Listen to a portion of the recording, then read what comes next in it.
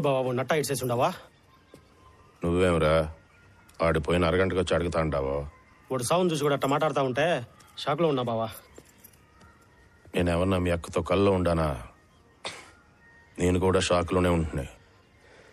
అనవసరంగా వదిలేసాం బావా, వేసేసి ఉండాల్సింది. ఏంది సింగరెడ్డి? అవునా? అలిపి తిరినాయాలా? నువ్వు ఇడిసేసినావు కాబట్టి నేను పోలా. నేను పోదాం అనుకున్నాను కాబట్టి పోయినా. ఏందే